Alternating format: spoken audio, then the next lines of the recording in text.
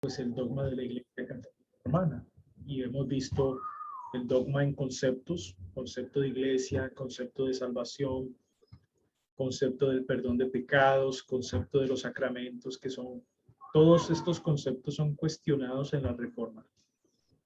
Vemos que los reformadores cuestionan esto y a partir de allí pues hay un ejercicio teológico de poder entonces explicar cada uno de estos conceptos desde la escritura misma, desde el fundamento bíblico como tal. Entonces ya vimos la primera causa, que fue el dogma que conduce a la reforma protestante. En segundo lugar, las prácticas populares, la mariología, la cual pues tomó muchísima fuerza en la iglesia y en la sociedad. Yo les decía un poco sobre la forma como el catolicismo romano quiso explicar la mariología y la intercesión de los santos con un juego de palabras latinas, dulia, hiperdulia y latría. Sin embargo, en la práctica popular, las personas no alcanzaban a distinguir entre lo que era una veneración y lo que era una adoración. Digamos que en la teoría, o en teoría, sí se puede definir y distinguir eso, ¿no? En teoría yo puedo explicar qué es adoración y qué es veneración o algo así, pero en la práctica popular del pueblo no. La gente finalmente no logró discernir cuándo era latría y cuándo era dulia, y se vio fue todo una adoración y todo un culto a María como tal. Por ende se habla de la perpetuidad de la virginidad de María, la perpetua virginidad de María, y en el segundo concilio de Constantinopla en el 553 ya se habla de eso, ya se habla de la perpetua virginidad de María. Y bueno, efectivamente hay un asunto aquí y es que creo que hay un micrófono abierto. Creo que hay un micrófono abierto de un estudiante. Ya. ¿Cuál es el asunto? El asunto es que esto que se ve en el segundo concilio de Constantinopla en el 553, pues hombre, no aparece ahí. Esto es un asunto que ya se viene trabajando años anteriores e incluso hubo ya un debate años anteriores al segundo concilio de Constantinopla sobre si María era madre de Dios o no, o era madre de Jesús. Entonces, esto es algo que se arrastra desde antes, pero digamos que en el segundo concilio de Constantinopla, en el 553, ya se habla un poco más directamente de la perpetua virginidad de María. Y luego, en 1476, el Papa Sixto IV habla de la Inmaculada Concepción en una primera instancia, o sea, muy cerca a la reforma, ¿no? Digamos que en los últimos años del siglo XV, ya acercándonos al siglo XVI, se habla de la Inmaculada Concepción, que pues lo que explica este concepto es básicamente que María no tenía pecado original. Ella había sido libre del pecado original y por ende, al haber sido libre del pecado original, pues entonces el Señor la usó como ese vaso en el cual portaba al Hijo de Dios, ¿no? En su vientre, y podía tener al Hijo de Dios en su vientre. Entonces, el quitarle el pecado original a María, pues fue cuestionado por los reformadores. Ya se hablaba de eso, ya se hablaba de eso en la iglesia, porque a veces pensamos que el dogma de la Inmaculada Concepción aparece en 1854 por el Papa Pío IX. O sea que solamente apareció allí, pero no es así. El dogma de la Inmaculada Concepción del Papa Pío IX no era nuevo, es algo que venía desde el 1476. No era algo nuevo. Esperemos que pase aquí este avión.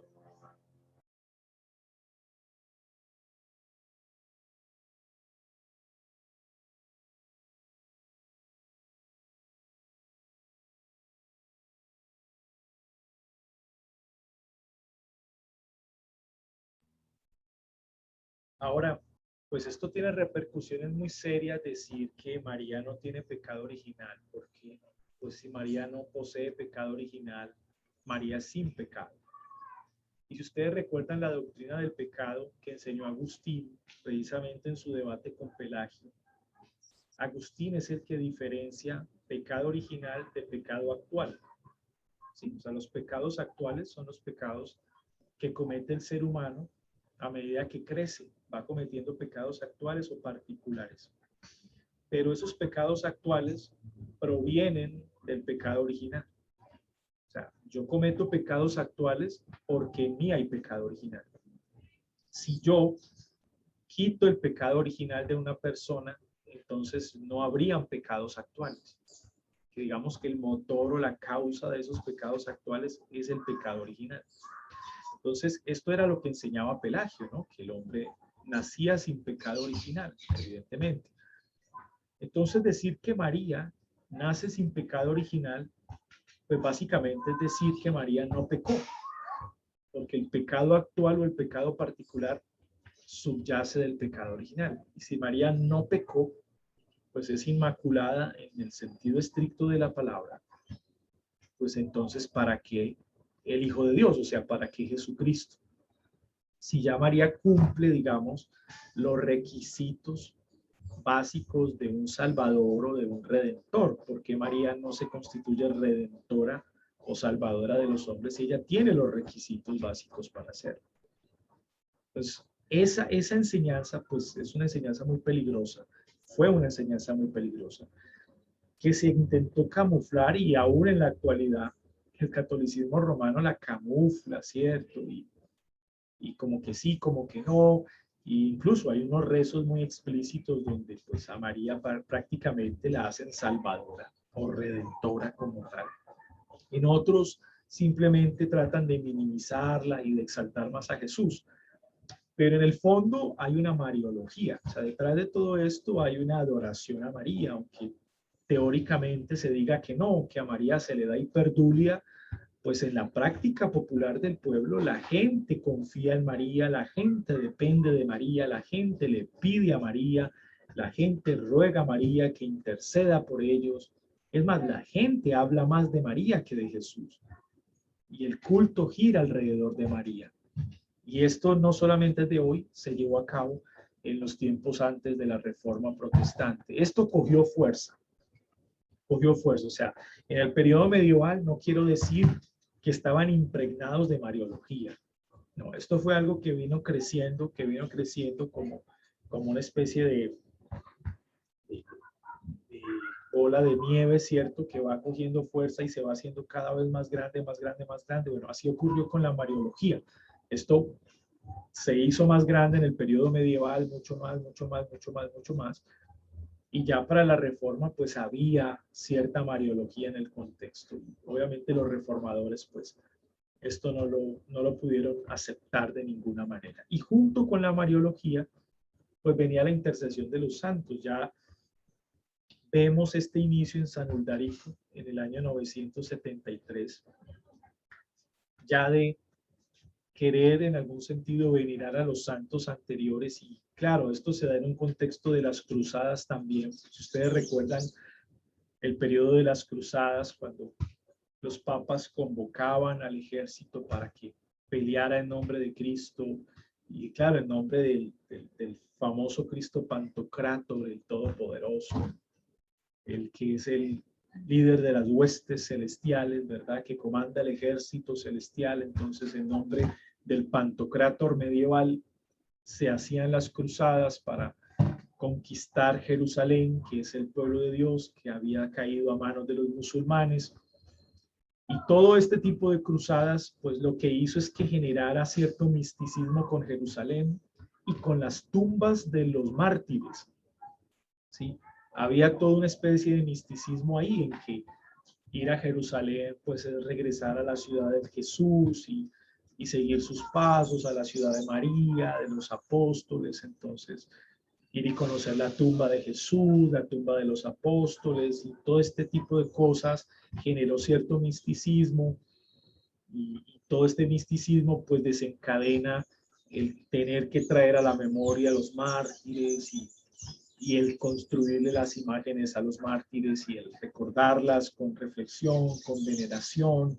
O sea que la intercesión de los santos termina siendo el resultado de un misticismo medieval eh, no fundamentado por las escrituras, no matizado, no filtrado, no canalizado por las escrituras, sino un misticismo medieval abierto a la interpretación de cualquier monje, de cualquier obispo, un misticismo abierto, lo cual es supremamente peligroso. Y lo digo así porque no todo misticismo es malo, es decir, la vida cristiana es mística, eso no lo podemos negar, nuestra vida cristiana es mística, pero cuando ese misticismo no está canalizado por las escrituras, no tiene un fundamento bíblico, sino que es un misticismo abierto, ahí es donde es peligroso. Y claro, en las cruzadas había un misticismo abierto muy profundo, incluso el cisma, uno de los cismas que se da entre Occidente y Oriente se da por el tema de las imágenes, ¿no? De los íconos, porque la iglesia, por su historia y el arte dentro del cristianismo, pues llevaba a las personas a hacer imágenes y a construir, ¿cierto?, estatuas de los mártires y de los hombres que dieron sus vidas por el evangelio. Y esto trajo consecuencias porque cuando los árabes empezaron a avanzar de oriente a occidente, los árabes siendo monoteístas, aunque pues todos sabemos que Mahoma era heterodoxo, digamos, en sus inicios era cristiano judío en su doctrina, luego es que la mezcla de estas dos pues tiene como resultado lo que conocemos como el islamismo. Pero cuando avanzaban los árabes de oriente hacia occidente, siendo monoteístas estrictos y aboliendo todo tipo de imágenes o de esculturas o de estatuas, cuando ellos recorren los territorios orientales cristianos, como hoy es la actual Turquía, algunos del norte del África, lo que les llama la atención a los árabes son las imágenes. O sea, son la cantidad de esculturas o de estatuas que habían en cada ciudad de los mártires y de personajes bíblicos que habían hecho los cristianos. Y eso les llama profundamente la atención porque ellos inmediatamente lo relacionan con idolatría, ¿no? Con el adorar imágenes, el ícono. Entonces, esto trajo pues una fuerte persecución porque los musulmanes, aparte de chocar contra los cristianos en toda esa línea oriental, pues había ya un discurso de que los cristianos pues eran idólatras, de que los cristianos no guardaban los mandamientos que decían enseñar, de que los cristianos tenían más de un Dios, o sea, se generaron una cantidad de enseñanzas alrededor de esto y llevó a la iglesia oriental a un concilio para tratar el tema de las imágenes. Entonces la iglesia oriental convoca a la iglesia occidental, pero la iglesia occidental no acude al concilio. El obispo de Roma no acude al concilio que era en Constantinopla. Y el concilio era para tratar sobre el tema de las imágenes, o sea, finalmente qué hacer con el ícono como tal. O sea, eliminamos los íconos, las imágenes, las esculturas, las estatuas que evocan a esos mártires, que evocan nuestra memoria, nuestra historia, de dónde venimos, nuestra tradición, o las mantenemos a pesar de los malos entendidos que esto pueda causar dentro de la misma iglesia y dentro de otras religiones como eran ya la religión islámica, ¿no? Entonces, la iglesia no se puso de acuerdo, incluso Oriente decide destruir las imágenes. ¿Sí? La palabra técnica para esto es iconoclasia. La iconoclasia o la destrucción de imágenes. Pero la iglesia occidental se mantiene firme en su iconografía. Los famosos iconodulos, ¿no? La iconodulia, la veneración a la imagen. O sea que los occidentales, la iglesia occidental es iconodula y la iglesia oriental pues practica la iconoclasia. Los unos destruyen imágenes, pero los otros conservan las imágenes. Y esto divide la iglesia. Digamos que esto se da como una especie de cisma y esto degeneró finalmente la división definitiva entre Occidente y Oriente. Iglesia oriental, iglesia occidental. Pero miren el problema, fue un problema de tiempo y en Occidente cobró mucha fuerza, mientras que en Oriente se detuvieron las imágenes por fuerte presión de los musulmanes. En Occidente no, en Occidente se fortaleció la iconografía. Se fortaleció la iconografía, incluso se duplicó, se triplicó en Occidente la iconografía y se conservaron las imágenes, los vitrales, las estatuas, las esculturas, todo eso se empezó a conservar, se conservó dentro de las iglesias en Occidente. Y más porque los musulmanes no tuvieron tanto impacto en Occidente como lo tuvieron en Oriente, ¿verdad?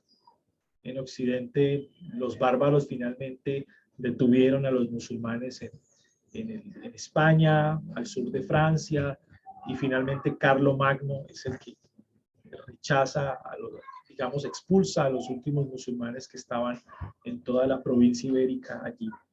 Entonces, es un problema la iconografía, y todo esto nos lleva a la intercesión de los santos. Finalmente, esos mártires, esas personas que vivieron para Dios, de los cuales tenemos un recuerdo piadoso, ¿qué hacemos con ellos? Simplemente los dejamos en la historia, los dejamos en el recuerdo, o ejercitamos la memoria a través de una imagen, a través de una estatua, o podemos orar a ellos, les podemos pedir, ellos interceden por nosotros. Y hay un texto que fue muy utilizado para estas cosas y quiero leerlo un momentico porque a veces no se tiene en cuenta este texto particular, pero un texto que se dio en el debate de la intercesión de los santos en el periodo medieval, que está en Apocalipsis. Es un texto que está en Apocalipsis. Y quiero leerle este texto. Está en Apocalipsis capítulo 6. Apocalipsis capítulo 6. Y vamos a leer el versículo 9 al versículo 11. Cuando abrió el quinto sello, vi bajo el altar las almas de los que habían sido muertos por causa de la palabra de Dios y por el testimonio que tenían, haciendo mención de los mártires. Y clamaban a gran voz diciendo: ¿hasta cuándo, Señor, santo y verdadero, no juzgas y venga nuestra sangre en los que moran en la tierra? Y se les dieron vestiduras blancas, y se les dijo que descansasen todavía un poco de tiempo, hasta que se completara el número de sus consiervos y sus hermanos, que también habían de ser muertos como ellos. Y este texto fue mal interpretado en la Edad Media. Digamos que Juan nos habla de las almas de los creyentes en el cielo. Este texto nos habla del estado intermedio de los justos, el estado de las almas en el cielo, y son almas que interceden, es decir, son almas que claman delante del trono de Dios y le piden justicia, que el Señor vengue la sangre de los que moran en la tierra. Es como una especie de intercesión por los que estamos aún en la tierra vivos. Entonces, muchos teólogos medievales utilizaron este texto para hablar de la intercesión de los santos, o sea, de que era legítimo orarle a un santo o pedirle a un santo que interceda por nosotros, porque pues ellos, sus almas están en el altar, ¿cierto? Pidiéndole al Señor que vengue la sangre que fue derramada. Sin embargo, pues obviamente haciendo una lectura de este texto, interpretándolo pues a la luz de su contexto, nosotros no vemos que el texto nos diga que podamos pedirle a un santo o podamos orarle a un santo para que interceda por nosotros. Es algo natural que hacen las almas en el cielo, pero no porque nosotros se lo pedimos, no porque nosotros digamos que le hablamos a las almas de los santos para que hagan eso, sino que es algo natural que todas las almas de los creyentes vamos a hacer cuando estemos en el cielo. Vamos a ir al trono y vamos a pedirle al Señor que vengue la sangre de nuestros hermanos en la tierra. Pero esto en ningún motivo estimula la intercesión de los santos o algo así. Digamos, vemos hay una mala interpretación en esta enseñanza.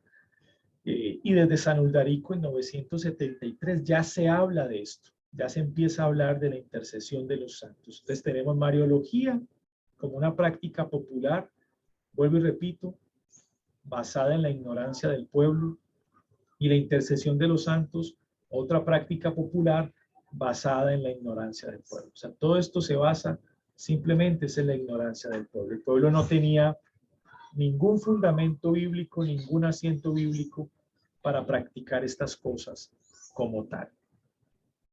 Número 3.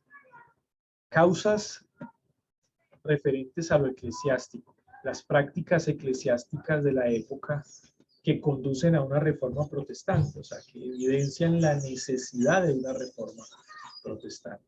Una de ellas, pues, es el famoso absolutismo papal.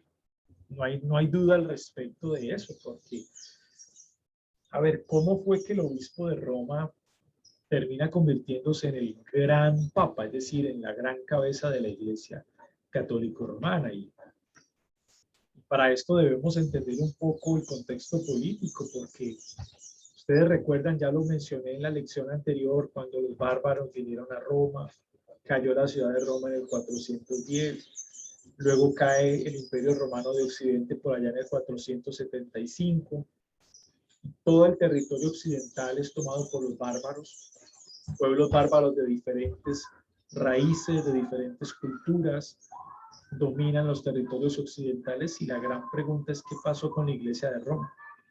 O sea, ¿qué pasó con la sede de la Iglesia occidental que estaba en Roma? ¿Y qué pasó con el obispo de Roma? Pues vamos a ver obispos de Roma muy inteligentes, muy estrategas, los cuales en lugar de salir corriendo, digamos, de huirle a la conquista de los bárbaros, vemos obispos en Roma capaces de conversar con los bárbaros, de presentarles el evangelio, de evangelizar a los bárbaros, de establecer un diálogo con los bárbaros y a partir de ahí una relación con ellos. O sea, en lugar de correr, se los ganaron. Y esto hay que reconocerlo. Eso lo hicieron los obispos de Roma, tuvieron esa sagacidad, esa estrategia. Y esa estrategia pues desembocó en una relación estrecha entre el obispo de Roma y algunos pueblos bárbaros.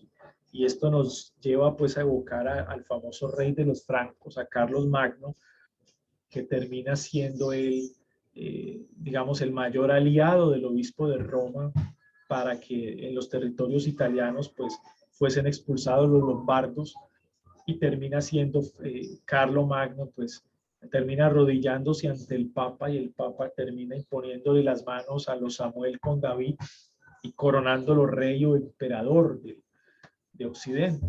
Entonces esa imagen se revive allí en ese momento de la historia, pero vemos que el absolutismo papal empieza es a partir de una estrategia política.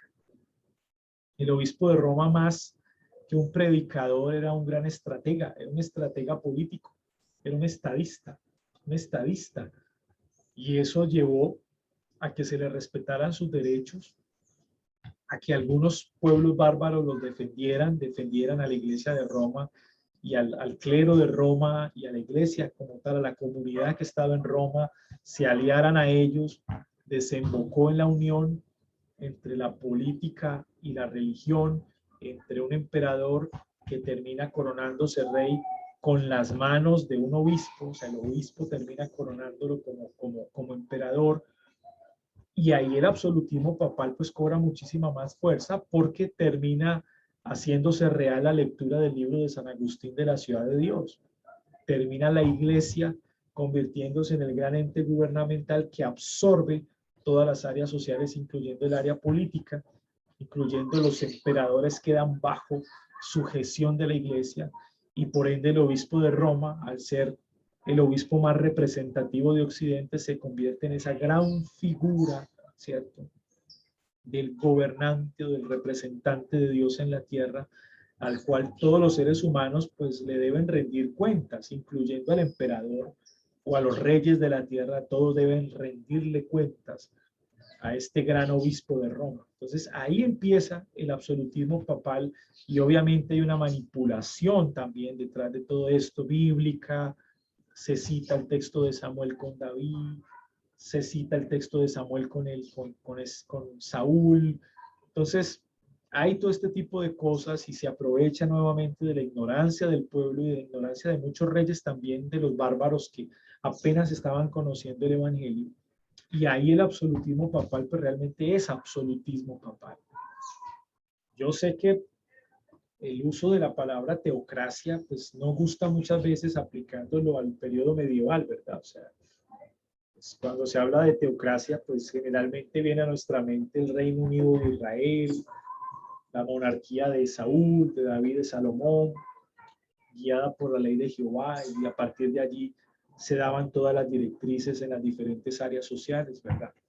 Sí, pero si hay un tipo de teocracia, digamos, tergiversada, no igual a la teocracia del Reino Unido de Israel, pero sí hay cierto tipo de teocracia en la medievalidad, donde el Papa se convierte en ese gran profeta y gobernador, donde absorbe y todos le deben rendir cuentas y lo hace manipulando las escrituras también. Entonces, todo queda bajo esa, entre comillas, digámoslo, teocracia, ¿cierto? Se encierra en nombre de Dios todo, absolutamente todo. De ahí que el periodo medieval es reconocido como teocéntrico. Y ojo, no es teocéntrico en el sentido como nosotros lo entendemos de lo que es ser teocéntrico, porque si hubiese sido teocéntrico realmente, pues no hubiese vivido lo que vivió, pero en términos técnicos, como para diferenciar los periodos de la historia, se le llamó teocéntrico porque todo estaba bajo esa sombrilla que se llama Dios. Todo, todo, todo. Las artes, las guerras, todo era bajo esa sombrilla de Dios, en nombre de Dios, ¿sí? El servicio, la economía, el señor feudal, el feudo, la tierra, el siervo, el vasallo, las relaciones feudales estaban bajo esa sombrilla llamada Dios, ¿cierto? Y ya podríamos hacer un análisis de juzgar si estaba bien o mal, si era bíblico o no era bíblico, pero todo quedó ahí atrapado en ese concepto de teocentrismo, mal vivido, pero todo quedó ahí en ese concepto de teocentrismo, incluyendo el gobierno del Papa o del obispo de Roma, ¿no? Enviado de Dios, representante de Dios, todos les deben rendir cuentas. Entonces, volvemos a la manipulación de las masas. Inocencio III en el concilio de Letrán en el año 1225 y la Gran Inquisición pues terminó de confirmar ese absolutismo papal, ¿no?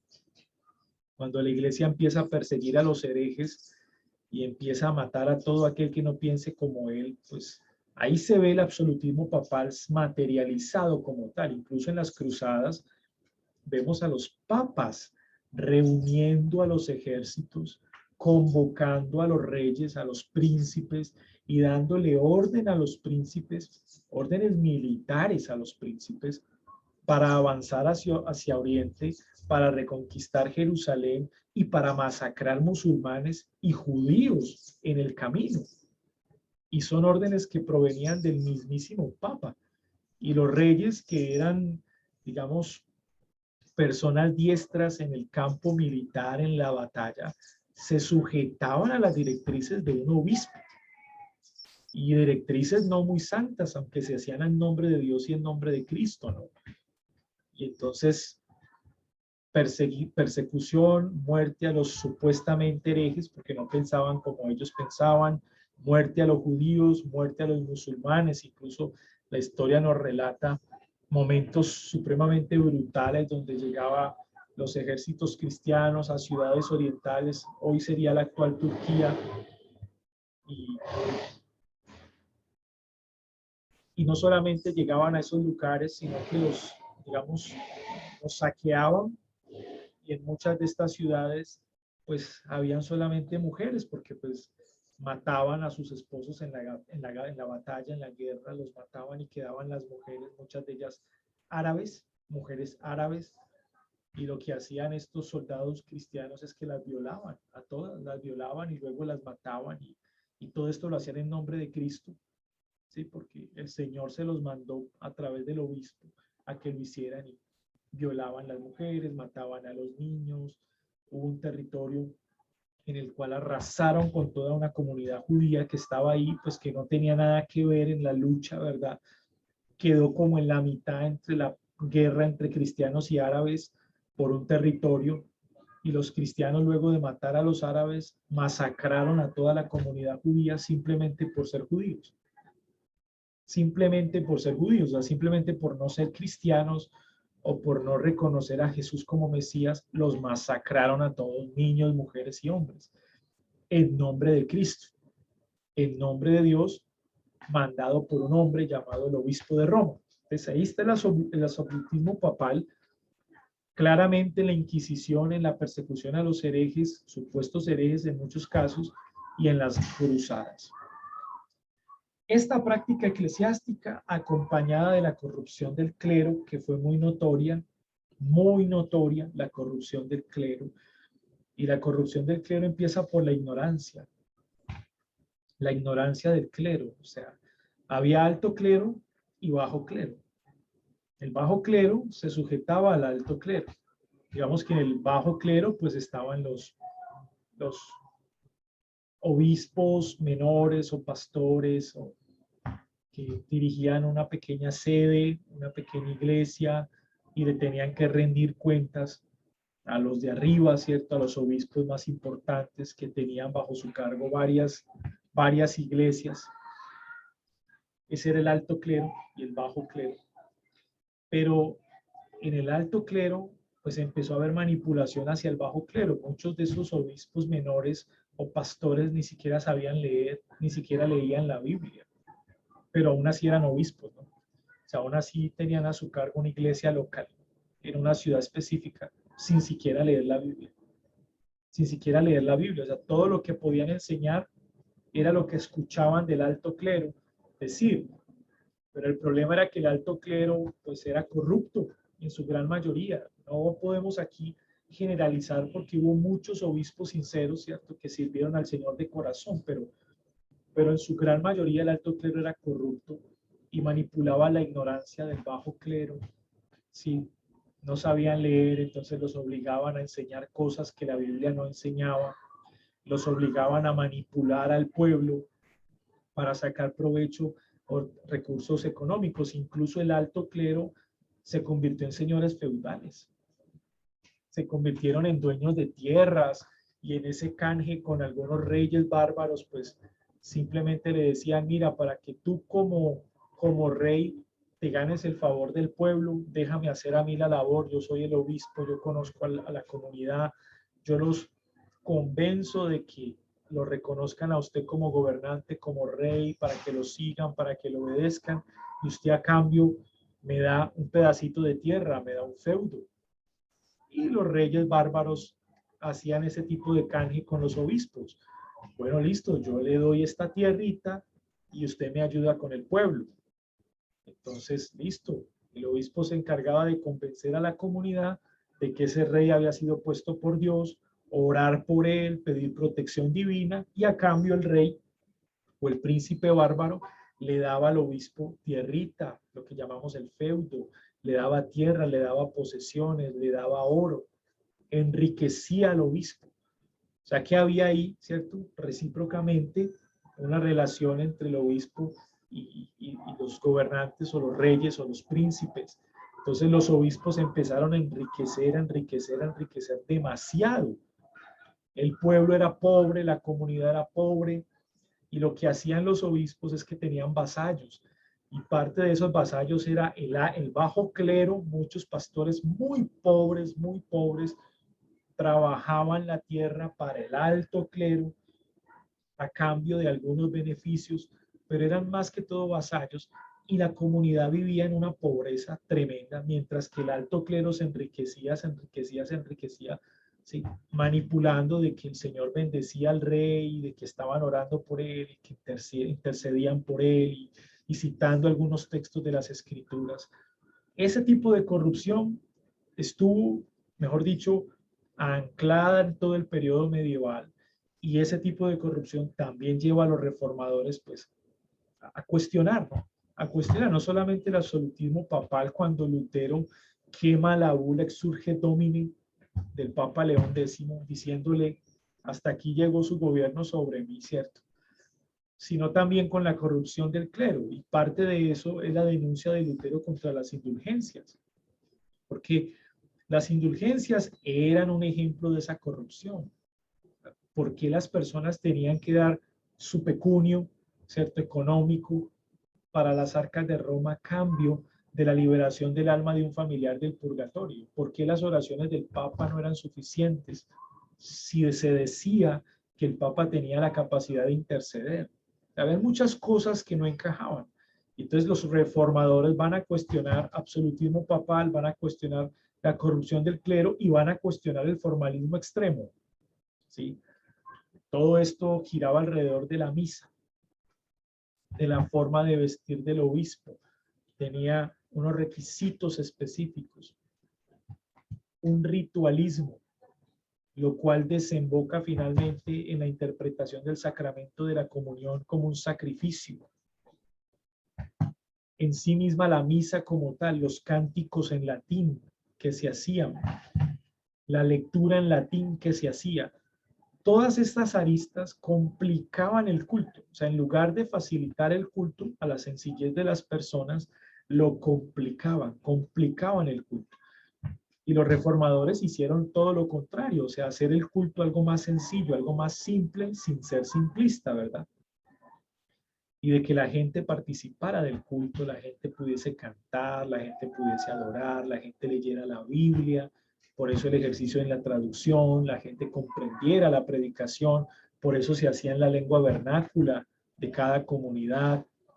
Todo esto también fue cuestionado por los reformadores en el siglo XVI, el absolutismo papal, la corrupción del clero y el formalismo extremo. En esto del formalismo extremo, de pronto no en todos los reformadores se vio ese corte tan claro. Digamos, Lutero fue un hombre mucho más sencillo, fue un hombre mucho más simple, sus cultos fueron mucho más simples, pero Lutero no le prestó mucha atención a esto. Al tema del formalismo no le prestó mucha atención. Calvino, digamos, es un poco más fuerte contra el formalismo extremo. Zwinglio fue mucho más fuerte contra el formalismo extremo. Y los puritanos en el siglo XVII, pues parte de que los lleva a ellos a protestar, ¿cierto? De hacer la iglesia anglicana una iglesia más pura, era que la iglesia anglicana en su fondo y en su forma, y ahí hablamos de formalismo, en su forma, era exactamente igual al catolicismo romano, la iglesia anglicana, en su formalismo.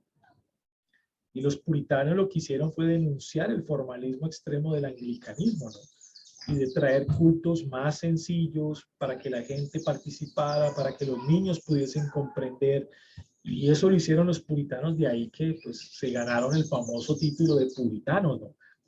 En su inicio despectivo, pero después se volvió famoso el término. Y era esto, precisamente en contravía del formalismo extremo de la iglesia anglicana, que no lo cambió nunca, aunque se separó de la cabeza de la iglesia católica romana, que era el Papa. Entonces, son varias cosas importantes que hemos visto en esta lección número 1. A ver si las podemos repasar. Causas que condujeron a la reforma, el dogma de la iglesia, ya lo vimos, los diferentes conceptos, las prácticas populares centradas en la mariología, en la intercesión de los santos, las prácticas eclesiásticas, que ya lo vimos, y pues efectivamente alrededor de eso giran abusos eclesiásticos, que más adelante los vamos a ver, es decir, más adelante vamos a ahondar un poco más en el tema de los abusos eclesiásticos, pero hasta el momento hemos visto esto, el absolutismo papal, la corrupción del clero y el formalismo extremo. Todo esto va a ser cuestionado por la Reforma Protestante, en algunos sectores completamente cambiado, en otros sectores parcialmente cambiado, ¿no? Parcialmente, porque es un proceso de transición, es un proceso de construcción. La reforma no fue inmediato, sino que requiere tiempo para que se construyera, para que se estableciera. Entonces, lo vemos así. No sé si hasta este punto hay alguna pregunta de lo que hemos hablado hasta este momento.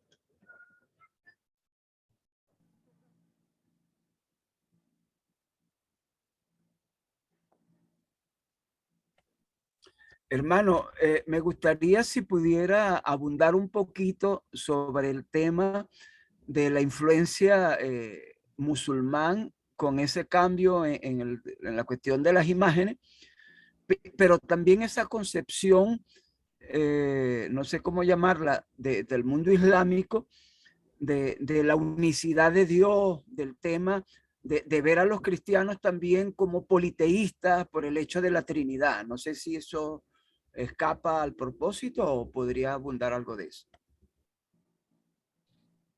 Gracias, mi hermano Wilfredo, por su pregunta. Sí, pues realmente nunca se pensó que los musulmanes fuesen a tener tanta fuerza en el mundo y cuando Mahoma recibe la supuesta revelación por el ángel Gabriel. Y a partir de ahí, pues se construye el Corán como tal.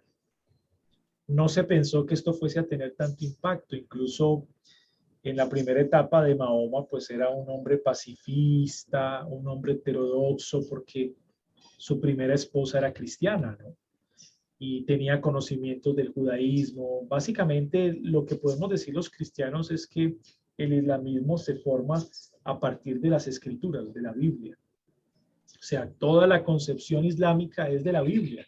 Claro, es una tergiversación de las escrituras, es una malinterpretación de la Biblia, pero decir que Mahoma no conoció la Biblia de los cristianos y que no conoció el Antiguo Testamento de los judíos, pues es no conocer la historia de Mahoma. Entonces, como heterodoxo y conociendo estos documentos, pues formó su propia teología, formó su propia religión, y al formar su propia religión y teología en su segunda etapa pasa de ser un pacifista y se convierte en un gran estadista. Entonces, ahora le interesa son los asuntos políticos, tratando de seguir el propósito de la promesa de Abraham y de la tierra prometida a su pueblo. Entonces, él como parte de su pueblo debe seguir pues con ese propósito y debe conquistar. Entonces, no simplemente es un representante religioso, sino que también es un líder político, cual Moisés, que era un caudillo. Y todo esto lo sigue Mahoma en su segunda etapa de vida y logra tener bastante popularidad en sus territorios y logra avanzar hacia Occidente un poco. El dilema con Mahoma fue que Mahoma no dejó heredero, ¿verdad?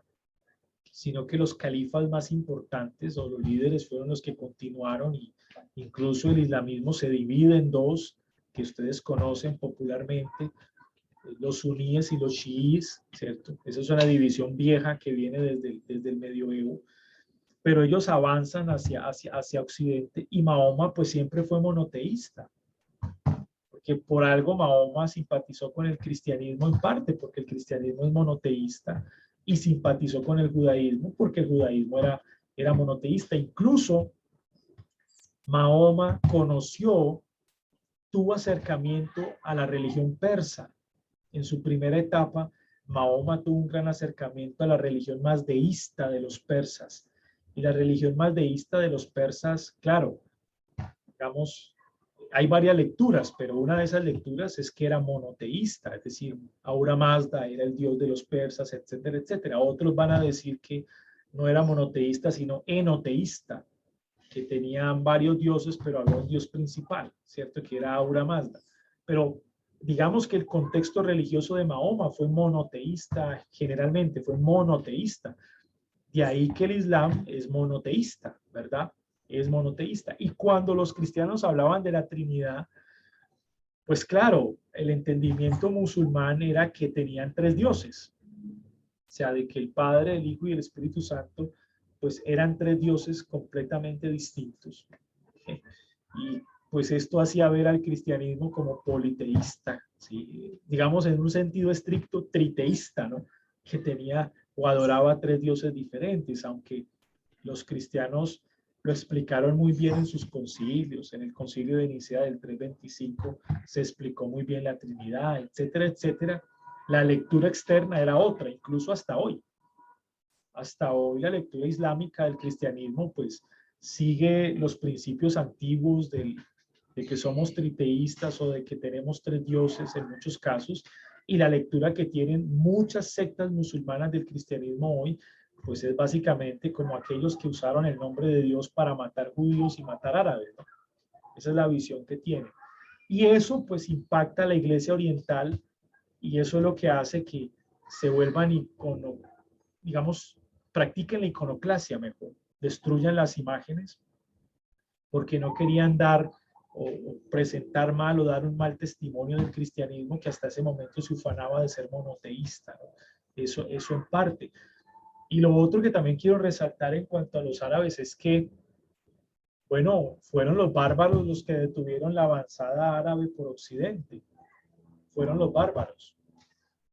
O sea, los árabes conquistan Oriente, pero cuando van por el occidente, por el norte de África, por el estrecho de Gibraltar y suben por España, quienes los detienen en el sur de Francia son los bárbaros. Los bárbaros detienen a los árabes en su avanzada. Claro, sirviendo los bárbaros a un propósito cristiano manipulado por los obispos de Roma. Eso lo entendemos nosotros en este momento, pero digamos que en ese tiempo no. Los bárbaros servían a Cristo, servían a Dios, pero lo hacían en nombre del obispo de Roma y detuvieron a los árabes precisamente porque los árabes representaban el anticristo. Entonces, efectivamente, esto me hace recordar algo, y es que eh, para los cristianos medievales, los árabes o el pueblo musulmán era el pueblo de Satanás y el pueblo del anticristo. Y la imagen del diablo, no sé si ustedes la recuerdan, la imagen del diablo que tiene la quijada larga y la nariz un poco extendida, es la imagen de un musulmán. O sea, la famosa imagen popular del diablo que tenemos nosotros es el rostro de un árabe. Es el rostro de un árabe. Y esa imagen se da en el siglo X después de Cristo, o sea, en el año 1000. Y se da en toda esta idea de que Satanás va a ser desatado, ¿cierto? Y se da la imagen del diablo como la imagen de un árabe, claro, trayendo la idea de que el anticristo, de que Mahoma fue el anticristo y de que el pueblo árabe y musulmán es el pueblo del anticristo que tiene la marca de la bestia y que por lo tanto hay que detenerlo con el Pantocrátor, que es el Cristo con la espada que destruye a sus enemigos, el Cristo del Apocalipsis 19. Entonces, mira bueno, esto es una cantidad de asuntos, ¿cierto? Con los árabes muy interesantes que podemos seguir hablando, pero yo creo que perderíamos el enfoque de la clase como tal, pero se podría hablar muchísimo de esto. Un hermano pregunta, ¿la Iglesia Católico Romana hoy en día mantiene las mismas doctrinas que en cierta manera produjeron fueron como la antesala a la reforma? Sí, por supuesto. Ellos, los católicos romanos, la confirmaron en el Concilio de Trento. Claro, 1545 a 1559, que fue el periodo en el cual se desarrolló el Concilio de Trento, lo que ellos hicieron fue confirmarlas. O sea, cualquiera de nosotros pensaría que la reforma los llevaría a cambiar esos dogmas, ¿no? Para nada, lo confirmaron todo lo que creían y ahora de manera oficial como queriendo decir, venga, ustedes a nosotros no nos van a cambiar el pensamiento y lo dejaron por escrito. Y eso está en el catecismo de la Iglesia Católica Romana, efectivamente. Quizá pues hay algunas aristas, de pronto, algunos elementos que sustituyeron por otros, algunos términos, ¿cierto?, que explicaron mejor que antes porque la reforma los exigió aclarar ciertos puntos, pero en general lo que ellos hicieron en el Concilio de Trento fue confirmar lo que hasta ese momento la Iglesia Católica Romana había enseñado. Y lo confirmaron precisamente para causar una contrarreforma, o sea, para ir en contravía de los postulados de los reformadores. Entonces, lo confirmaron perfectamente. Bueno, no hay más preguntas por los momentos, hermano. Listo, tomemos otro break.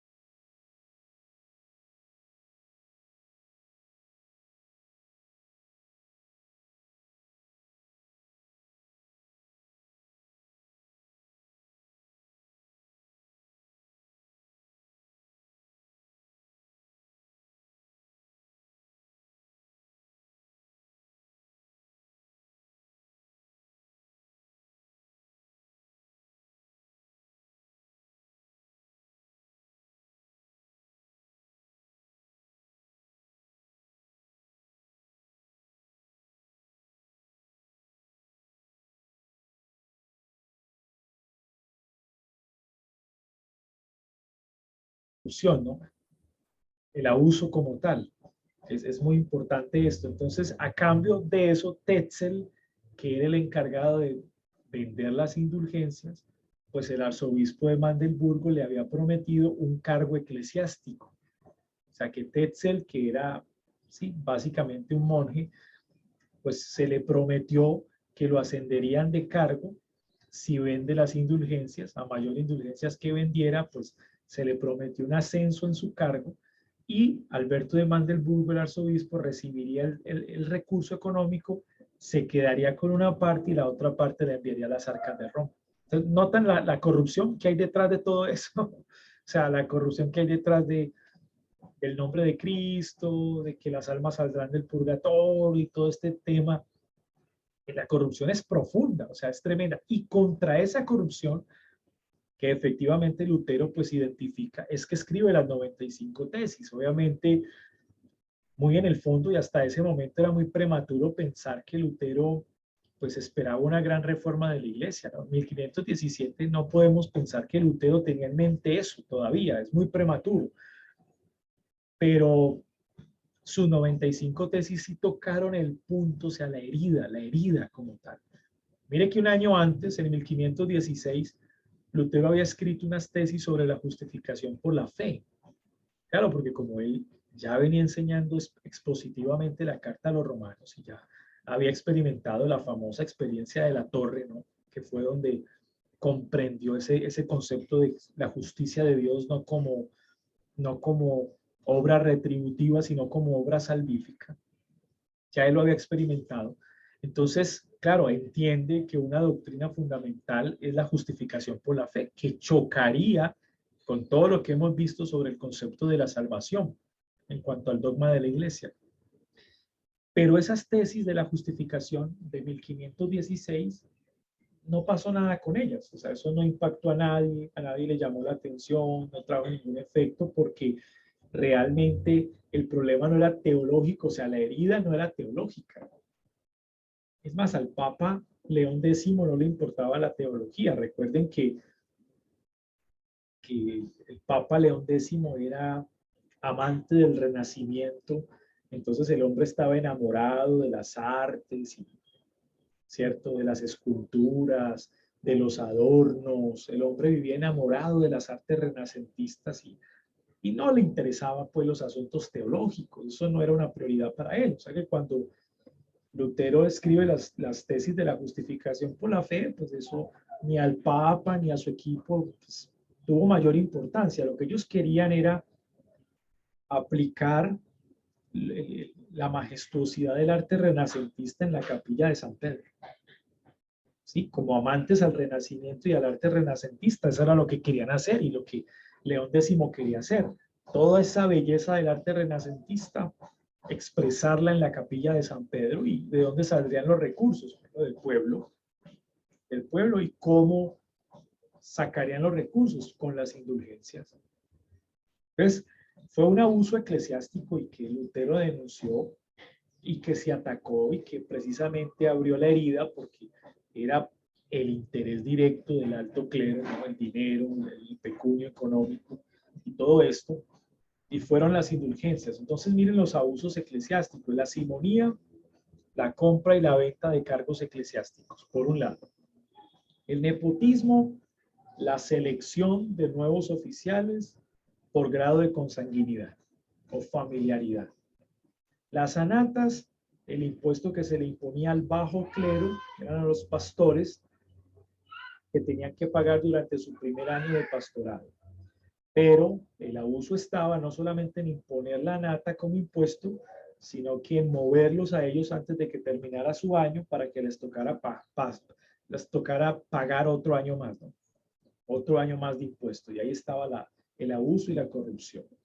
Y las indulgencias basadas pues en una mentira que no tiene fundamento bíblico sobre un lugar intermedio llamado el purgatorio, donde están las almas de las personas, primero, que recibieron los sacramentos, pero una vez de haber recibido el bautismo y de haber participado de la comunión, pecaron o murieron con algún pecado, ¿sí? Sin un arrepentimiento. Entonces las almas van a un lugar llamado el purgatorio, que como su nombre lo indica, los purga, es decir, es un lugar de paso que tiene el objetivo de purificar el alma para luego entrar al cielo pura.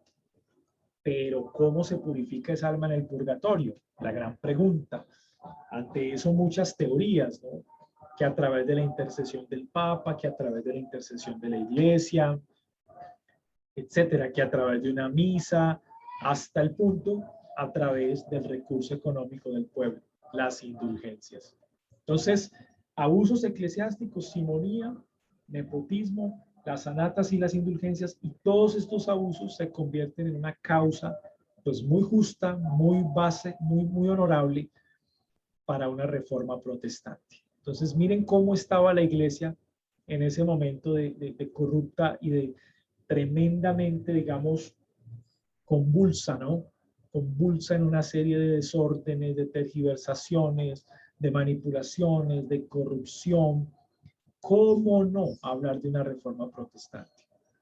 ¿Cómo no hablar de fuerzas precursoras de la reforma?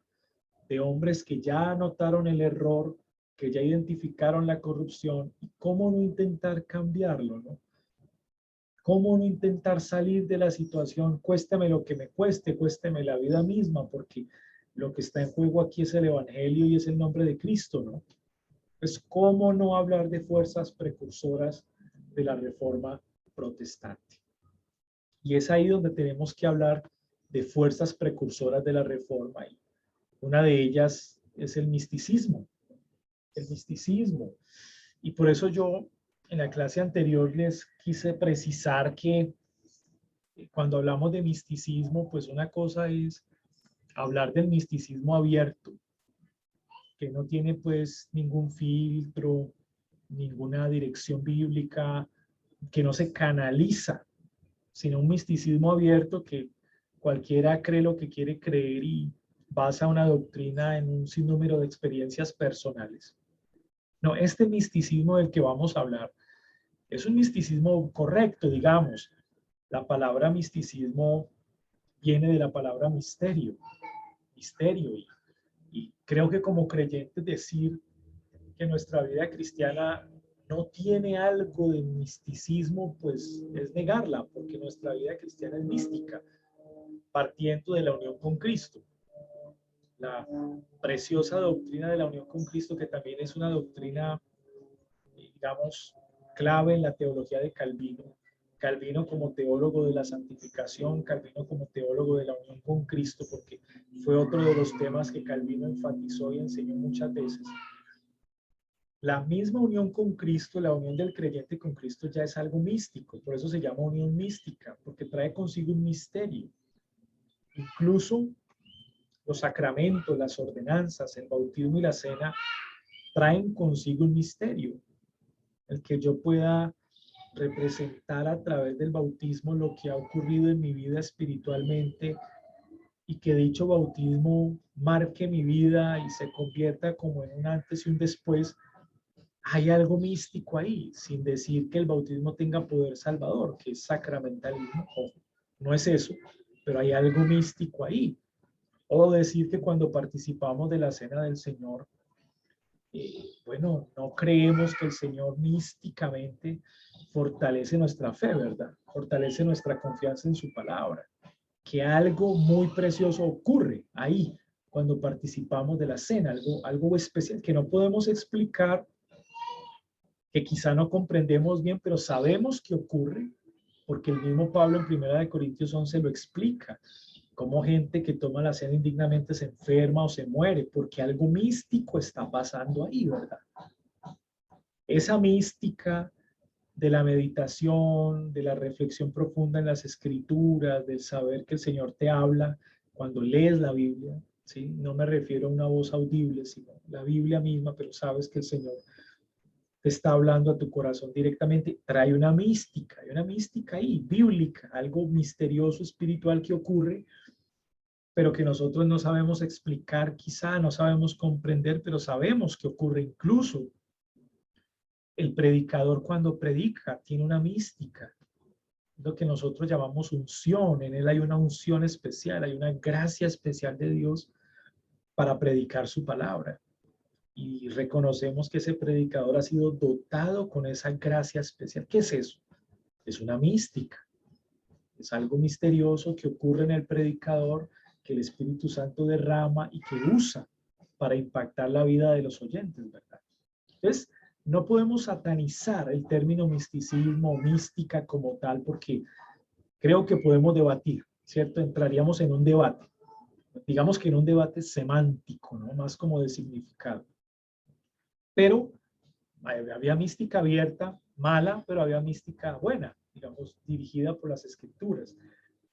Los místicos, había un grupo de místicos en el periodo medieval que leían las escrituras, leían mucho la Biblia, mucho. Y uno de esos grupos era conocido como los hermanos de la vida común. Los hermanos de la vida común. Era un grupito que estaba como al norte, por allá como en los Países Bajos, más o menos en lo que hoy sería Holanda. Los hermanos de la vida común. Y este grupo de hermanos, pues obviamente se retiraba para leer las escrituras, leían la Biblia. Oh, no eran analfabetas, sino que leían la Biblia. Y a partir de la lectura de la Biblia, empezaron a hacer como una especie de pequeña teología sistemática, donde empezaron a organizar las doctrinas que ellos consideraron fundamentales de la fe cristiana a partir de sus lecturas de la Biblia y tenían otras prácticas como la oración. Muchos de ellos oraban como 7 veces al día, siguiendo la regla de San Benito de Nurcia, ¿verdad? Estos hermanos de la vida común, había un hombre de entre estos hermanos de la vida común muy famoso, llamado Thomas Kempis. Yo sé que ustedes, muchos de ustedes lo han escuchado, lo han leído en un libro que él tiene que titula La imitación de Cristo. La imitación de Cristo, obviamente, pues es un libro medieval. O sea, pues pensar que vamos a leer un libro de Thomas Kempis reformado, pues es un anacronismo, ¿verdad? Es un libro medieval y como libro medieval, pues tiene elementos medievales, tiene costumbres medievales, tiene una percepción medieval de muchos conceptos y muchas doctrinas. Entonces no podemos pretender que Thomas Kempis era un protestante, porque no lo era. Pero ya nos dice un poco, ya nos habla un poco de la intención, de la búsqueda, de la preocupación que tenían muchos monjes, muchos obispos por la verdad, por explicar las escrituras como debían ser, por salvaguardar las doctrinas fundamentales y alejarse del error. Había una preocupación sincera, claro, dentro de esa misma cultura medieval, pero la había. Y este grupo, los místicos de los hermanos de la vida común, de Thomas Kempis, es una evidencia de una fuerza precursora de la reforma, ¿no? O sea, un grupo inicial que ya empezó cuestionando, dudando de los dogmas del catolicismo romano, cuestionando sobre sus abusos eclesiásticos, sobre las prácticas populares del pueblo que no eran explicadas, la manipulación del alto clero, la corrupción, la formalización extrema en la misa, porque los hermanos de la vida común lo que hacían era que leían la Biblia digamos, estudiando el latín y daban clases de latín para que la gente pudiera leer las escrituras. Entonces, o sea, se esforzaban al máximo para educar al pueblo porque el pueblo estaba sumido en una profunda ignorancia. Yo recuerdo que de este mismo grupo de los hermanos de la vida común, de los místicos de los Países Bajos, Erasmo de Rotterdam tuvo que ver. O sea, cuando aparece la figura de Erasmo de Rotterdam en el siglo XVI, Erasmo de Rotterdam conoce el grupo de los hermanos de la vida común, porque eran muy intelectuales, era un grupo bastante académico y se puede ver parte de ese legado en Erasmo de Rotterdam, que era un gran humanista y editor pues del Nuevo Testamento en griego y muchas otras cosas más, a pesar de que era ecléctico, de que nunca tomó una posición, pero podemos ver en Erasmo de Rotterdam casi como un fruto de los místicos medievales que eran más intelectuales que espiritualistas, ¿no? Eran mucho más intelectuales, mucho más pensadores, mucho más reflexivos, hacían muchas preguntas, más de lo que nosotros pensamos o entendemos por el místico, ¿no? Entonces, los místicos bíblicamente dirigidos, se convierten en una fuerza precursora de la Reforma. Thomas Kempis, uno de ellos. Y el Renacimiento, número 2, sería la segunda fuerza precursora de la Reforma, el Renacimiento. El Renacimiento es un movimiento que surge por allá en el siglo XIV en Italia.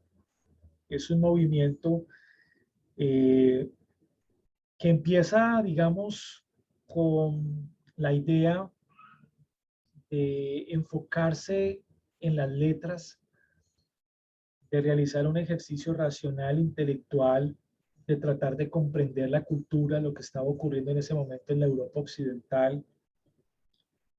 Pero el movimiento que inicia siendo intelectual, regresando a las letras, a las lecturas, al buen manejo de los idiomas clásicos, como era el griego y el latín, por ejemplo, termina impactando todas las áreas de la sociedad. O sea, pasa de ser un movimiento intelectual y termina impactando el arte, por ejemplo, termina impactando la política, termina impactando la religión, termina impactando la economía. Entonces, el Renacimiento como tal, digamos que el Señor lo lleva o lo guía en su providencia para que la reforma se dé en el siglo XVI, ¿no? Porque uno puede pensar, ¿surgiría la reforma protestante sin un espíritu renacentista en la Europa de ese momento? Esa es una pregunta que nos podemos hacer para que usted la analice.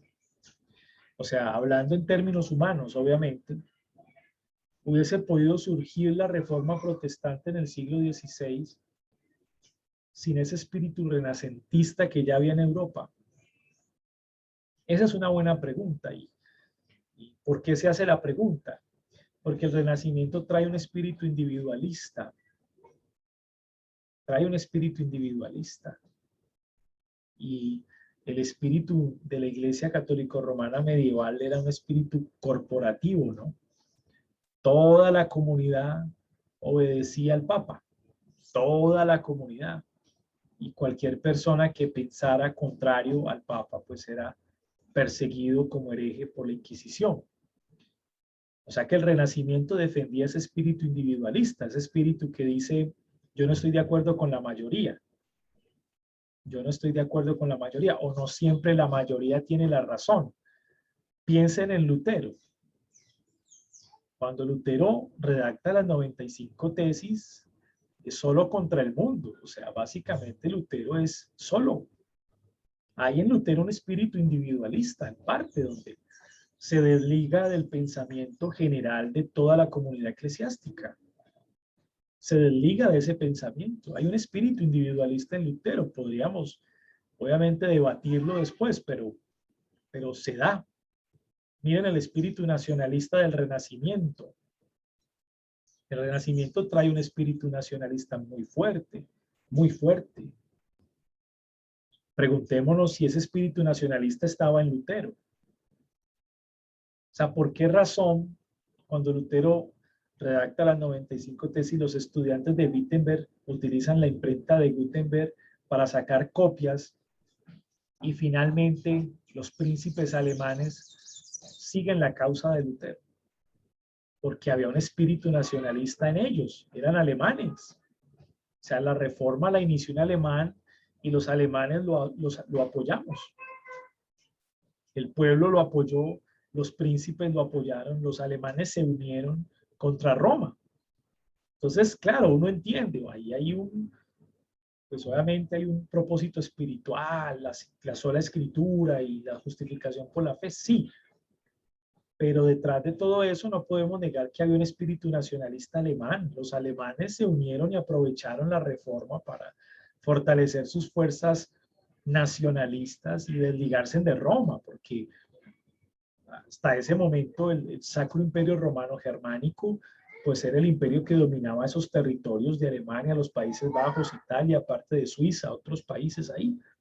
Y el emperador era Carlos V. Carlos V que sucede a Maximiliano I. O sea que había un espíritu nacionalista entre los alemanes de querer desligarse ¿cierto? De la subyugación de Roma que había tenido por muchos años y qué mejor momento de desligarse y buscar ese grito de libertad que unirnos por la causa de la reforma protestante de Lutero. ¿Sí? Es interesante analizarlo. Y la invención de la imprenta, obviamente, con Gutenberg en el siglo XV, pues abre los caminos para las copias de las escrituras y de los manuscritos de los grandes teólogos y pensadores, no solamente de los reformados, sino de muchos grandes pensadores de la historia. Y lo que hace el Renacimiento básicamente es renacer la cultura clásica griega. Renace la cultura clásica griega, donde estaban los famosos pensadores griegos, algunos movimientos helenistas importantes como los estoicos, como los epicúreos, como los cínicos, por ejemplo, y renace toda esa cultura, el arte de la griega clásica renace, el conocer y el amor por el griego, el idioma griego, renace.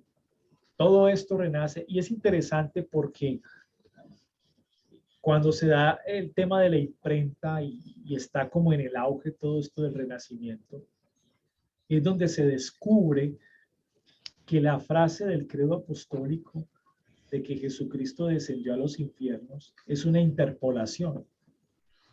Cuando yo hablo de la palabra interpolación, estoy queriendo decir algo que fue agregado posteriormente al documento, o sea, algo que no fue originalmente escrito.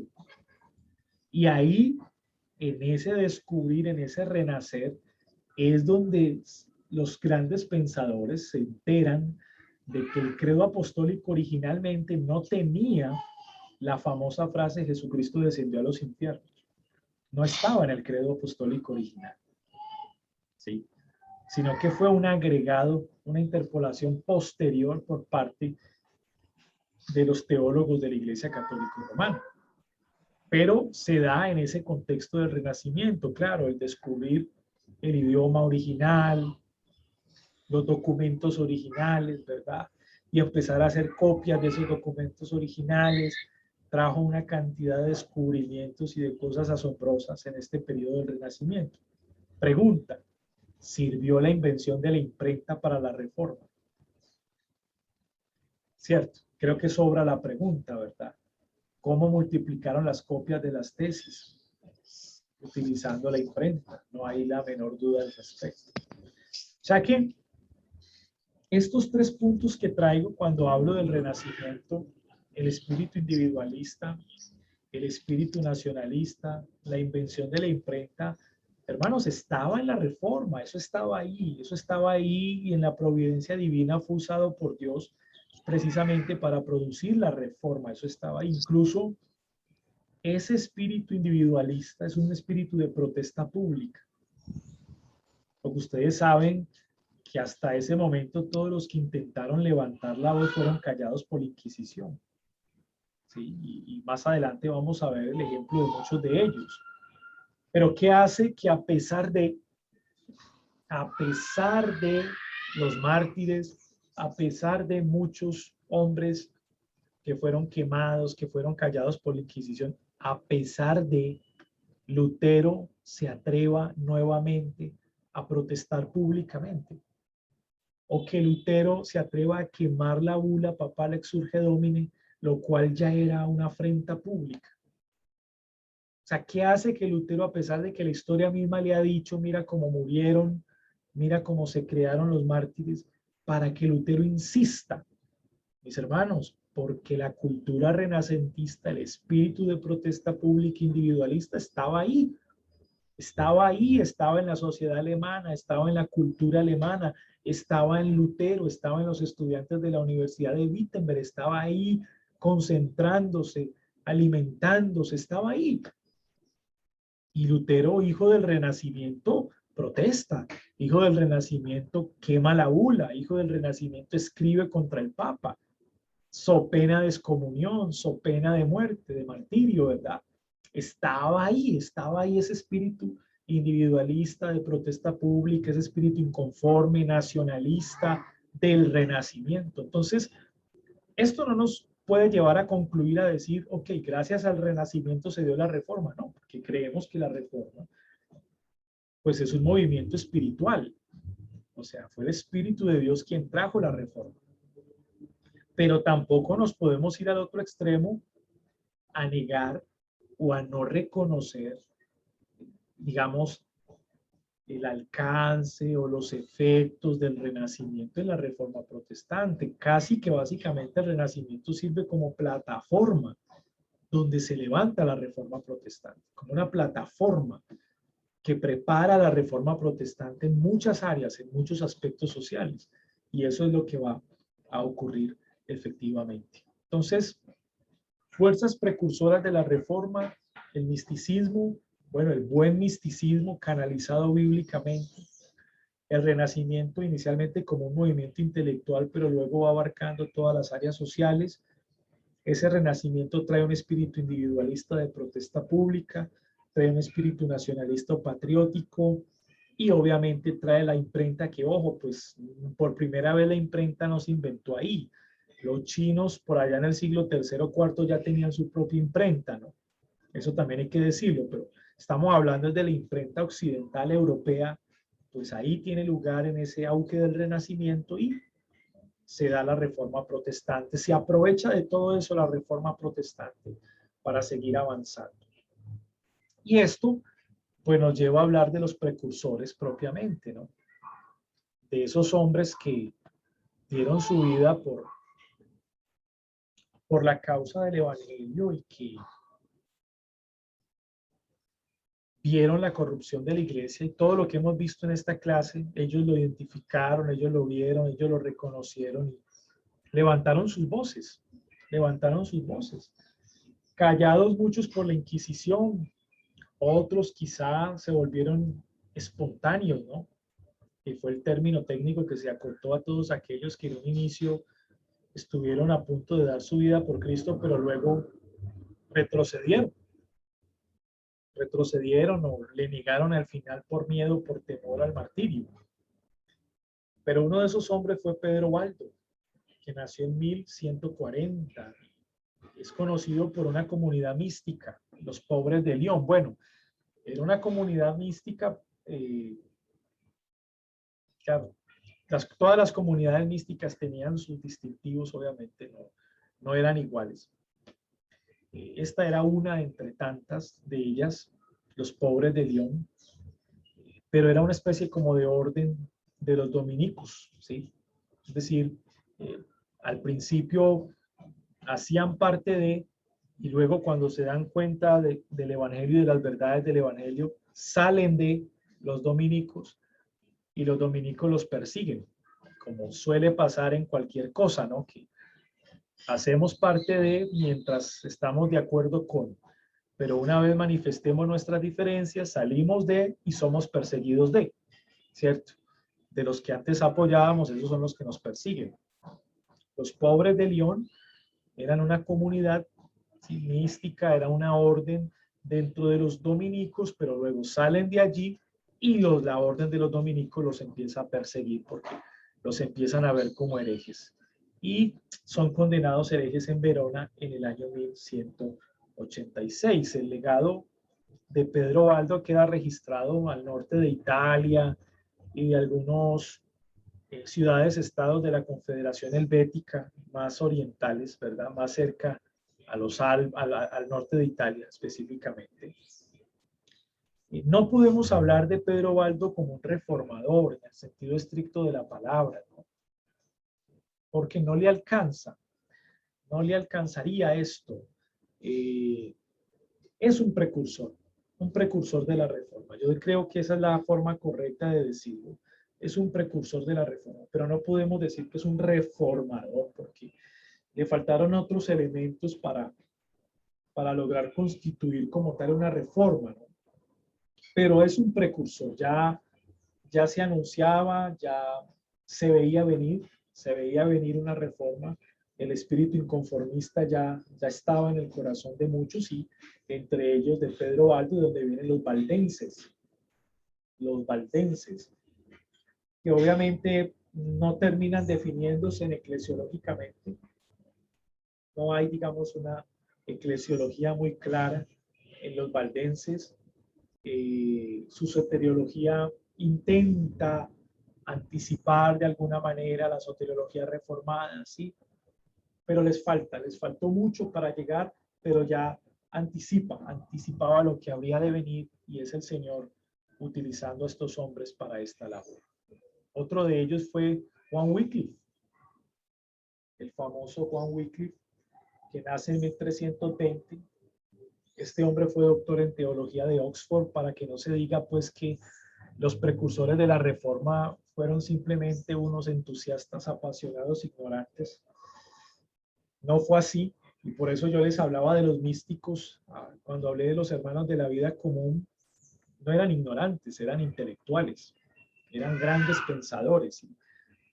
Y vamos a ver que todos estos precursores de alguna manera tienen eso, tienen el hacer preguntas, el razonar, el pensar, el reflexionar sobre las cosas, que es lo que caracteriza a un intelectual, el cuestionar, el pensar, el preguntar. Este hombre estudió en Oxford nada más ni nada menos, se opuso a las órdenes mendicantes que estaban de moda, digamos, que pululaban desde Francisco de Asís. Digamos, un entendimiento del evangelio, pues de un Jesús que nace en un hogar pobre, que nace en un pesebre pues muy pobre, un carpintero muy pobre que no tiene dónde recostar su cabeza y todo lo demás. Entonces se crea un evangelio de pobreza, de una visión de pobreza en Jesús, y fue la forma de hacer la teología de Francisco de Asís, ¿no?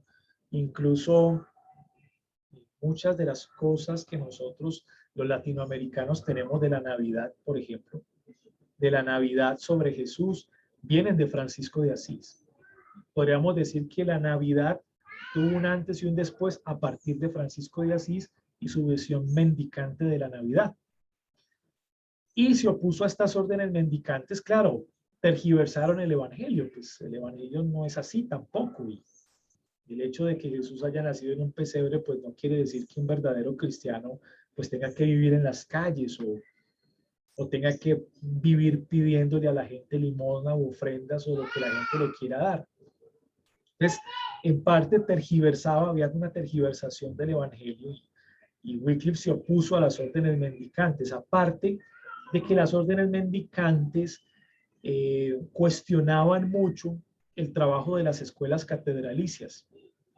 No sé si ustedes recuerdan que, digamos, el proceso educativo venía de los monasterios a las escuelas catedralicias y de las escuelas catedralicias a las universidades.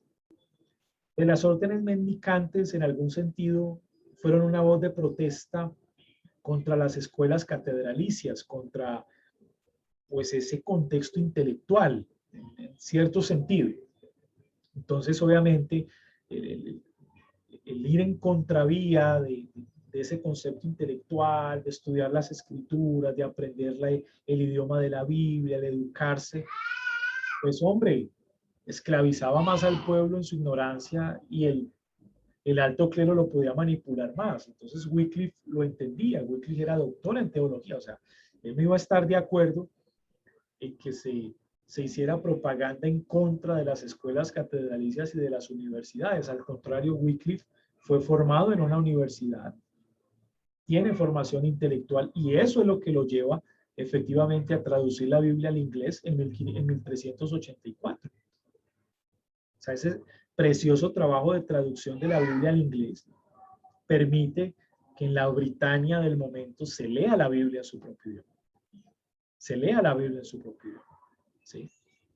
Y eso es un gran progreso y es un gran adelanto, pero para eso había que estudiar el idioma, había que conocer los idiomas, había que, digamos, estar en ese contexto académico del cual los mendicantes como que no estaban muy de acuerdo, y por ende Wycliffe se opone a la autoridad del Papa. El absolutismo papal, el Papa como cabeza, como representante de la Iglesia, pues obviamente Wycliffe no iba a estar de acuerdo con él. Otro precursor famoso fue Juan Hus. Nace en 1360, doctor en teología de la Universidad de Praga. Miren, son hombres intelectuales, grandes pensadores. Obviamente de un hombre ignorante no se podría esperar esto. ¿sí? Vuelvo y repito, la ignorancia del pueblo es manipulada por la autoridad. Fue excomulgado por el Papa Juan XXIII. Se opuso a la autoridad del Papa, sigue la ruta de Wycliffe. El Concilio de Constanza lo declaró hereje y murió en el año 1415, quemado en la hoguera. Esta fue la muerte de Juan Hus. Diríamos que Juan Hus fue uno de los precursores más cercanos a la Reforma Protestante. Más cercanos, mucho más cercanos. Ya Hus estaba en el auge del Renacimiento. O sea, ya Juan Hus venía ahí en el auge del Renacimiento, digamos que fue uno de los más cercanos a la Reforma Protestante como tal. Digamos, preparó el camino hacia la Reforma Protestante. Jerónimo de Praga nació en 1370 en Praga, por eso se llama Jerónimo de Praga. Doctor en Teología de la Universidad de Praga, se opuso a la autoridad del Papa y murió en el año 1416, contemporáneo a Juan Hus, ¿sí? De la misma universidad salieron varios teólogos. Y si ustedes notan, el patrón que se repite es ese, oponerse a la autoridad del Papa. Es el patrón que se va repitiendo efectivamente. Y Girolamo Savonarola nació el año de 1452 en Italia, estudió en el monasterio dominico en Bolonia, se opuso a la simonía, compra y venta de cargos eclesiásticos, y murió en el año 1498 ahorcado y su cuerpo quemado, imagínense. Imagínense en eso. Ahora, Girolamo más cerca de la Reforma Protestante. Más cerca todavía. Muere en 1498, ya Zwinglio y Lutero habían nacido, ¿no? El uno nació en 1483 y el otro en 1484. Ya habían nacido, ya estaban jóvenes, estaban estudiando, Zwinglio y Lutero, cada uno en sus lugares, cuando Girolamo pues está siendo martirizado, ahorcado y quemado. Precisamente por lo mismo, básicamente, por oponerse a los abusos eclesiásticos, en este caso la simonía. La simonía. Y es que oponerse a la simonía, pues es oponerse al sistema corrupto católico romano, y pues eso simplemente le llevó a la muerte. Le llevó a la muerte. Muy bien. Y esto pues nos deja las puertas, básicamente dice como una especie de panorama muy general de los precursores de la Reforma y nos deja las puertas de la vida y obra de Martín Lutero en la lección número 3, pero para eso vamos a hacerlo la próxima clase, ya el próximo sábado, Dios mediante, vamos a hablar de Martín Lutero, quizá pasemos toda la clase hablando solamente de Martín Lutero, pero yo creo que vale la pena y espero que estas causas que condujeron a la reforma y estos precursores de la reforma hayan preparado el camino para lo que vamos a empezar a estudiar ya propiamente en el siglo XVI, ¿no? Una información muy general, como abuelo de pájaro, pero siempre necesaria para todo curso de historia de la Reforma Protestante, hablar de las vísperas de la Reforma, de sus antecedentes. Creo que nos preparan el camino y nos dan un contexto para entender lo que vamos a hablar posteriormente. Si hay alguna pregunta sobre lo que hemos hablado de la clase, entonces, bueno, este es el tiempo para la pregunta.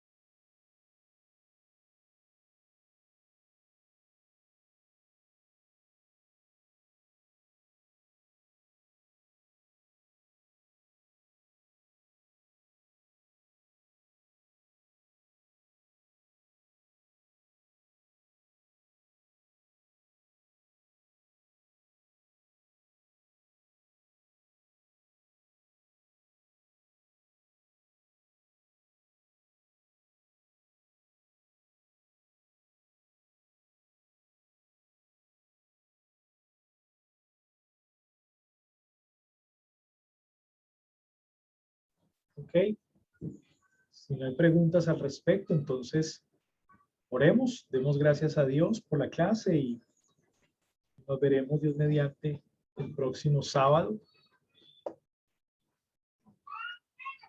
Y sí, solamente una preguntita. Respondo esta y cerramos en oración. Creo que es una pregunta. Dice, ¿se puede hacer un paralelismo con hoy el caso de la simonía con los pactos de enlace? Más o menos, porque la simonía estrictamente era la compra y la venta de cargos eclesiásticos. ¿Sí? Lo que diríamos hoy como comprar o vender el pastorado, el oficio pastoral. Los pactos de enlace, pues es un negocio, básicamente es un negocio tergiversando las escrituras, pero no creo propiamente una relación estrecha con la simonía, no, como tal con la simonía, no, pero digamos que eso hace parte de la corrupción de la iglesia evangélica de hoy. Existen algunos libros de los prerreformadores que se puedan encontrar hoy, muy difícil, muy difícil, muy difícil. Realmente lo que tenemos de los precursores de la reforma es muy poco, incluso pues al español es muy poco. La imitación de Cristo de Thomas Kempis, que no lo puse como precursor de la reforma porque pues en mi opinión no le alcanzó, ¿verdad? Pero su libro, La imitación de Cristo, se puede conseguir. Su libro, la imitación de Cristo, se puede conseguir. Algunas biografías de los precursores de la reforma se pueden conseguir, pero muy difícil, un material muy complicado. Libros de terceros, no fuentes primarias, pero sí de pronto fuentes secundarias o terciarias de los precursores de la reforma, quizás sí, pero fuentes primarias no, muy difícil de conseguirlas, por lo menos en español, no. Muy difícil.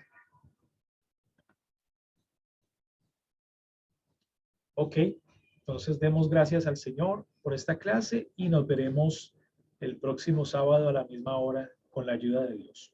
Demos gracias. Padre nuestro, en el nombre de Jesús te damos gracias por este tiempo, gracias por la oportunidad que nos das de hablar un poco de historia, Señor, pues hay tantas cosas que decir de la historia, pero pues a veces no nos da, no tenemos el tiempo. Comprendemos que el tema también puede ser bastante complejo para muchos, pesado para otros.